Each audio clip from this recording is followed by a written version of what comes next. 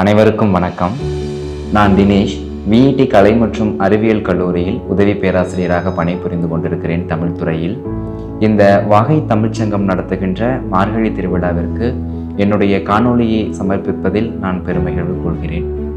சைவம் என்ற சமயத்தை சொன்னாலே நமக்கெல்லாம் எப்படி நாயன்மார்களையும் அவர்கள் எழுதிய 12 திருமுறைகளும் ஞாபகம் வருகிறதோ, அதை போலவே வைணவம் என்று சொன்னால் ஆழ்வார்களும் அவர்கள் எழுதிய பாசுரங்களும் நம் நினைவிற்கு ஞாபகம் வந்துவிடும். ஆழ்வார்கள் 12 மிகவும் முக்கியமான பெண்ணாழ்வாராக கருதப்படுகின்றவர் ஆண்டாள் நாச்சியார். இறைவனையே திருமணம் செய்து சூடி கொடுத்த சுடற்கொடியாக திகழ்கின்ற பெருமைக்குரியவர்.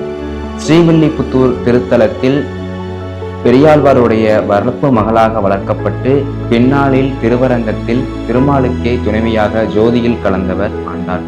இவருடைய பெருமைகளை சொல்லிக் கொண்டே போகலாம். ஆண்டாள் எழுதிய 2 நூல்களில் மிகவும் முக்கியமானது திருப்பாவை, மற்றொன்று நாச்சியார் திருமொழி. திருவாடி பூரத்து சகதுதித்தாள் வாழியே, திருப்பாவை 30 செப்பினாள் வாழியே, பெரியாழ்வார் பெற்றெடுத்த பெண் பிள்ளை வாழியே, பெரும்புதூர் மாமுனிக்கு பெண்ணானாள் வாழியே, 143 வாழியே, உயர் அரங்கனுக்கே கண் உகந்தளித்தாள் வாழியே எனும் ஆண்டாளுடைய வாழ்த்து பாடலானது ஆண்டாளுடைய சிறப்பை கூறிக்கொண்டே போகும்.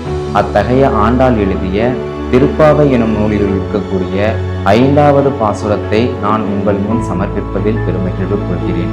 மாயனை, மண்ணு வடமதுரை மைந்தனை, தூய பெருநீர் யமுனை துறைவனை, ஆயர் குலத்தினில் தோன்றும் அணிவிளக்கை, தாயை குரல் விளக்கம் செய்த தாமோதரனே, தூயோமாம் வந்து நாம் தூமலர் தூவி தொழுது வாயினால் பாடி மனதினால் சிந்திக்க, போய பெரும்பிழையும் புகுதருவான் நின்றனவும் தீயினில் தூசாகும் செப்பேலோ எம்பாவாய் எனும் பாடல் ஆண்டாள் எழுதிய திருப்பாவையில் 5வது பாடலாக வருகிறது.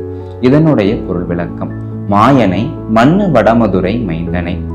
மாயன் என்று சொல்லக்கூடிய பெருமைக்குரியவன் மாயோனாகிய திருமால். இவன் பலவிதமான மாய வேலைகளை செய்தவன். எடுத்துக்காட்டாக கோவர்த்தனகிரியை தன்னுடைய சுண்டு விரலால் நிறுத்தி காட்டியவன், பூதனை என்ற அரக்கியை அழித்து தன்னுடைய திருவருளை காட்டியவன், கம்சன் போன்ற அரக்கர்களை எல்லாம் கூட கட்டியாண்டவன் என பல்வேறு புகழுக்கு உரியவன் இந்த மாயவனாகிய திருமால். இத்தகைய மாயவனாகிய திருமாலை மாயனை, மண்ணு வடமதுரை மைந்தனை. மண்ணு வடமதுரை என்று சொல்லக்கூடியது கிருஷ்ணர் பிறந்த துவாரகை நகரத்தை கூறக்கூடியது. அந்த வடமதுரையில் பிறந்தவன். தூய பெருநீர் யமுனை துறைவன். தூய்மையான நீர் பெருக்கெடுத்து ஓடுகின்ற யமுனை ஆற்றங்கரையில் உள்ள ஆயர் குலத்தினில் பிறந்தவன். அது மட்டும் இல்லாமல் அந்த ஆயர் குலத்திற்கே விளக்காக திகழ்ந்தவன், குல விளக்காக திகழ்ந்தவன். ஆதலினால்தான் மாயனை, மண்ணு வடமதுரை மைந்தனை, தூய பெருநீர் யமுனை துறைவனை என்று அந்த பாடலில் வருகிறது. ஆயர் குலத்தினில் தோன்றும் அணிவிளக்கு என்ற சொல்லுக்கு ஆயர் குலத்தினில் தோன்றிய விளக்கை போன்றவன், குல விளக்காக திகழக்கூடியவன் என்ற பொருளில் வருகிறது.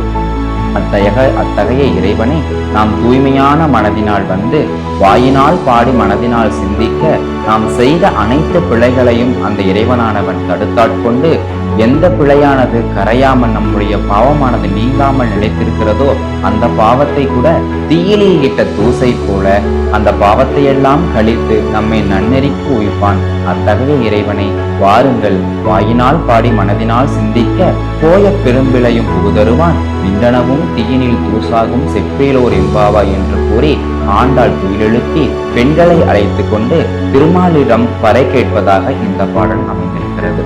நன்றி, வணக்கம்.